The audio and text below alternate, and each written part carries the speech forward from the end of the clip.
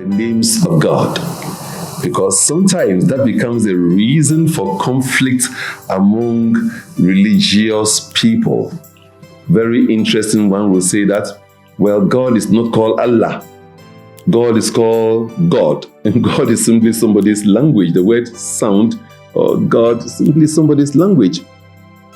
And when we come to the Bible, the closest sound we have heard as the name of God was when Moses had the experience before the burning bush, and God gave him the name that I am that I am, meaning that I am everything that is. Whatever it is me, God in expression. Raise a stone and thou shalt find me, cleave the wood and I am there.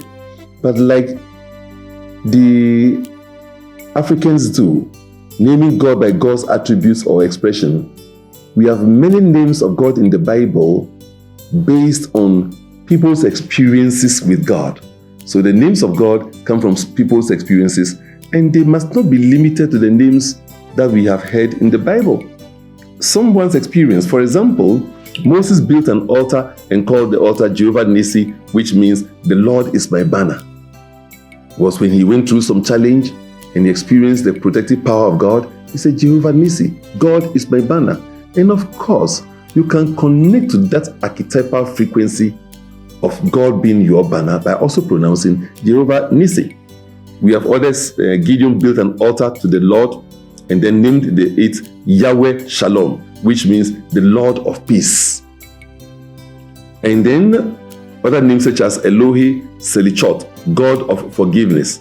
That's in the book of Nehemiah 9:17. Elohi Yishi, God of my salvation. That's Psalm 18 verse 46. Elohi Elohim, God of gods.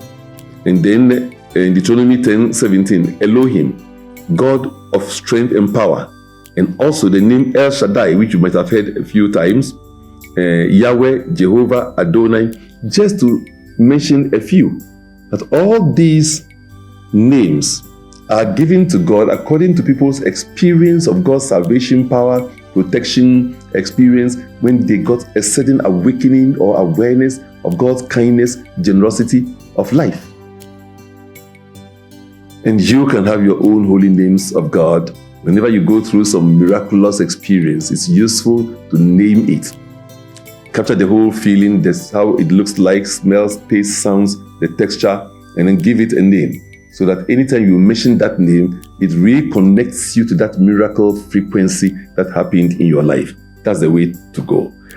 And in the Ghanaian languages, we have several names for God, like I've shared in earlier lessons. Nyongbo, visitor of the night. That's the power of inspiration that simply pops up in you and gives you the answers. Sometimes God is even referred to as a Obatampa, meaning good mother, by the accounts. And then we have names like Atana Nyongbo. We add Atana, meaning father, mother, God. And the Bible says, in the image of God created he them, male, female created he them. If God created us in its image as male, female, the male, female must be the nature of God, or God must be transcendent beyond male, female. But like I said, the closest name we can really give to God is to give the God, I am that I am. In the Hebrew, it says, Eheye Asher Eheye, meaning I am that which is. I am that I am, meaning I'm all that is. I'm the divine presence in everyone. I am the joy, wisdom, love, creativity, evolutionary intelligence happening through everyone. So we must learn to respect God in everyone, knowing that everyone is an extension of you. And whatever name you give to God, experience God through it. Because whatever name you give to the rose flower, it will give you the same fragrance. What is important is, do you connect to the fragrance when you say rose? Call it pink. Call it by whatever name. You get the same fragrance. So give names to God that connects you to the God abilities, capabilities, and possibilities that are expressing through you. For now, realize that you are cosmic possibility, God possibility in expression, and know it to be your truth. Peace.